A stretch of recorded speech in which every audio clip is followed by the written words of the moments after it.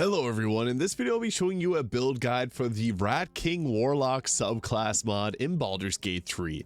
This is a mod that was made by Pigousaur here, and with this mod you get some unique poison abilities and you get a summon packed rat, and it can do some special effects and also later summon in its own rats.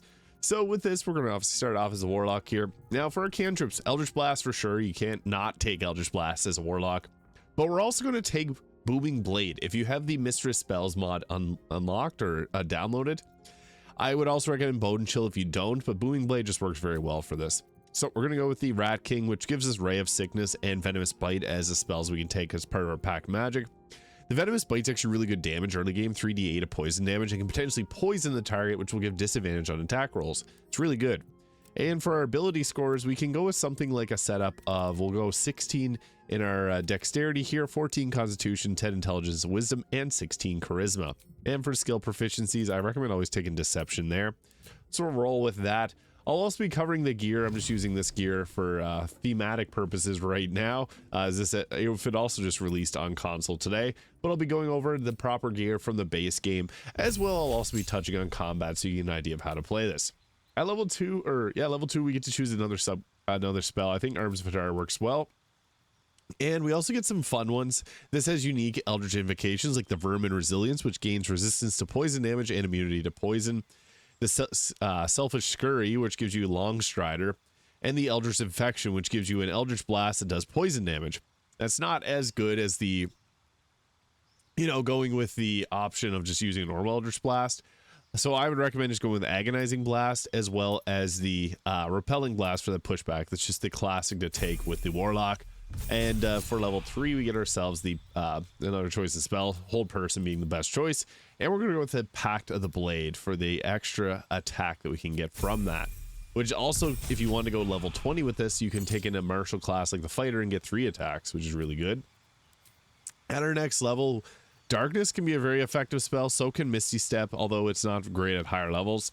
And Cloud of Daggers for guaranteed damage, because this doesn't roll a check. Melf's Acid Arrow can kind of fit thematically, but we're going to go with the Cloud of Daggers. And for our feat, an ability score improvement to our charisma to take that up to 18 just works best. And once we get to level 5, we get that improved extra attack. So the extra attack is a pretty nice power spike, but we also get ourselves an increase to our Summon Pack Rat, which now turns into a Plague Pack Rat. It'll also get another increase a little bit later on. So we get to choose another spell here with a unique one, the Carrion Curse. This is what we're going to take. It does 48 poison damage, curse to the target, and does festering wounds for 10 turns. And also we get ourselves another choice here. I always like to take Devil's Sight to be able to see in magical and non-magical dark vision. Just super useful for survivability. At level 6, we get the Plague Carrier. Whenever you deal poison damage, you can possibly poison the target, which is really nice, because poison will make it so that they have disadvantage on their attack rolls. Now the next level spell, Hunger for Dire, is just always a good spell to take. Darkness is also really nice too. You can go with either of these two here.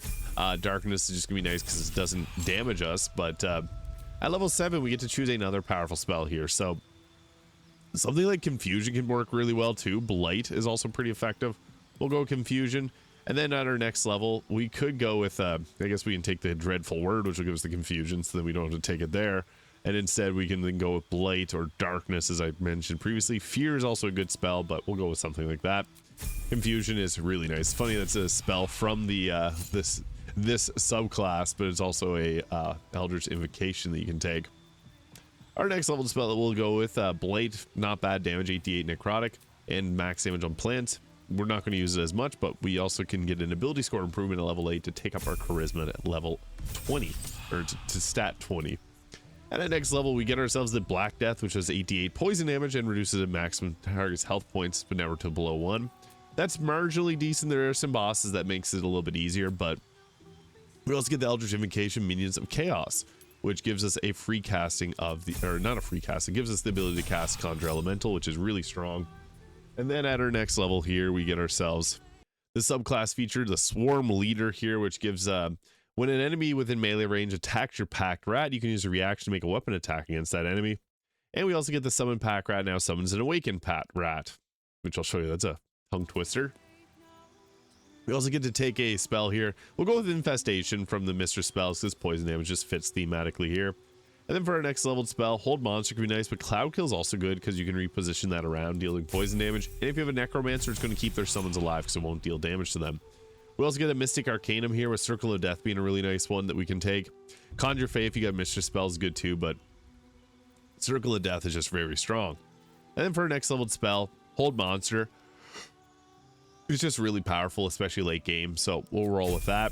And then at our final level here, we get ourselves another Eldritch Invocation. We also get another spell slot here, so counterspell is not the best because you don't have that many spell slots, so I wouldn't fully recommend that, but it's an option there if you're in dire need of it.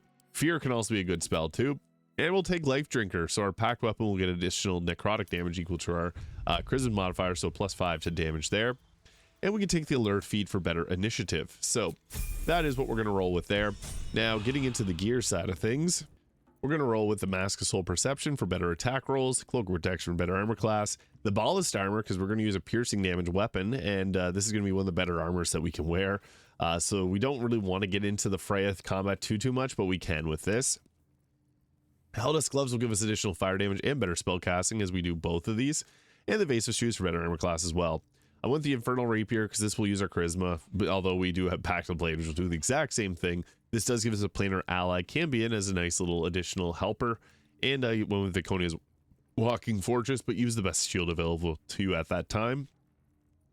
Amulet of Greater Health for better constitution, just, better survivability.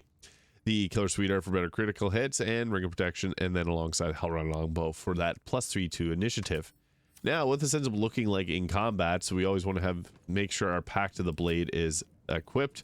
There are some unique ones for this, so you got the different, some different poison ones, but we're just going to go with the Bind Pack weapon to keep our pack weapon as that. I guess we could also, before this, we could swap out. I don't know if it's going to let me do that right yet, but what we want to do is take another staff that has a free cast and use the Arcane Battery to give ourselves that free Conjure Elemental. So we can summon that in. The Water Elemental can set up weakness to cold damage, which is somewhat nice, but we don't have any spells to take advantage of it, so the Water or Earth Elementals seem to be a little bit of a better choice here. So once you got that all summoned in, that's our free cast. We don't use one of our very limited Warlock spell slots. And then we also got our, I guess we'll just bind the pack weapon, make sure it's applied. We got our Cambion as well, so we got 2 summons here to make this a little bit better.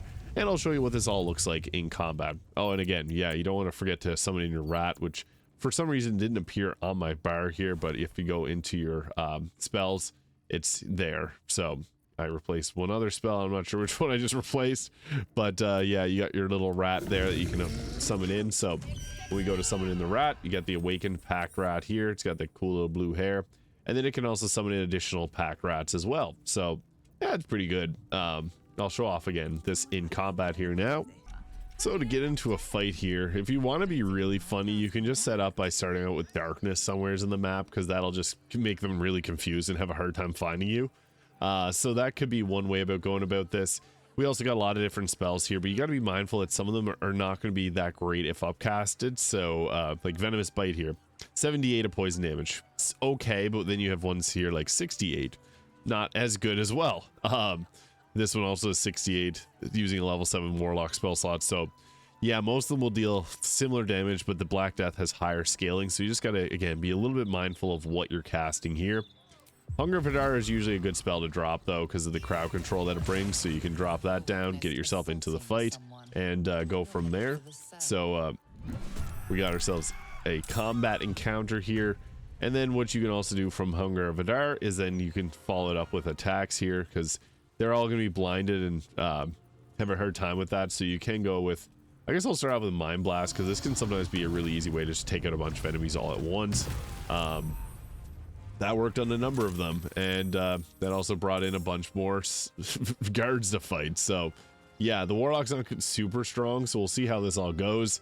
And I guess we'll go with a spell for our next one. I was just going to go in and melee attack them, but it might be best to not. You can also, oh, we got even more fighters in combat now. We'd even just push them back with the Eldritch Blast a little bit here, so that could be another option that you go for. I guess that should be good. And not sure what's happening there. It says I'm casting Eldritch Blast, and it didn't cast, so don't know what happened, but I'll try that again. There we go, it finally worked. That took out both of them. Perfect. That's exactly what we wanted. So perfect. All right, and I'll move myself back. Try to stay away from your summons as well, because they're going to try and attack them. There's a lot of guards back here. I probably should have waited, but they all have to go through the Hunger of Hadar, so they'll take damage and they'll get stuck in place. Hunger of Hadar is good early in mid-game, but it does have a bit of a fall off after a little while, so it's got to be mindful of that. And we'll blast away at that target there. Oh, critical hits. Nice, nice. We'll take that. Move our character there. They all have to pass through the Hunger of Hadar, so that is something that they got to deal with. So that was a very rough 5 turns. My character is getting jumped by everybody here. We're stuck in this position with literally no hope of surviving, but we got Circle of Death, so yes, this will hit us, but we can at least hit them for a good amount of damage. Try to find the target that has the lowest chance of resisting it and the highest chance of hitting as many people as possible, and we'll just drop this here. That's fine. That'll hurt me a little bit because I was able to break, well, at least one of their concentrations. It was not enough to do really anything, but yeah, we're in a very rough spot right now, so it's the best that we can do. So we don't really got any other attacks that will deal a great amount of damage to people in a huge area. Like, a lot of these are just single target attacks, which sucks because we need something that's going to hit multiple targets right now. I guess Arms of Hadar can hit multiple targets, so I guess that's really our only option right now for decent damage. So that'll at least give us the ability to run away from most of the targets. So I guess we'll just go right here and got a Mind Blast.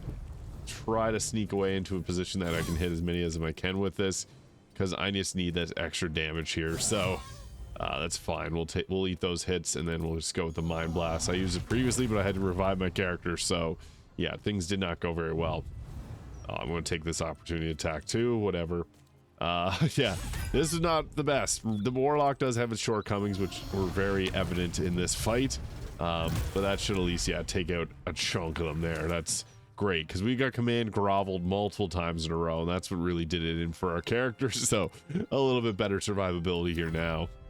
So yeah, we got wrecked in every conceivable way here, but that's the, I guess, part of the experience of playing a build focused around poison damage in this game. So I'd revive myself once again because I was getting absolutely wrecked there by command. So yeah, that is that. But for the remaining enemies, we do have, I guess, spells that we've already replenished on ourselves.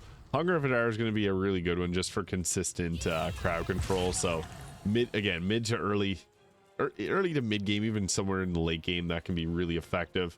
But our Eldritch Blast kind of works as well too. So it's a combination of all these things that make this class powerful.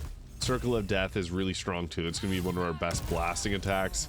So if you got it, use it, because it's just really good. And then Mind Blast is always going to be a very strong attack for most people. Just, again, I'm using it for the 3rd time, but you'll see why it's so good, because it can just end the fights for you. So yeah, this is a bit more of a resourceful class. In reality, you want to be using your packed rat as often as possible. Mine got deleted really quickly. Oh, it won't let me use it. Got lethargic, so give me a second here, and then we'll pop this bad boy down. And the thing is, the packed rat also has its own rat summons.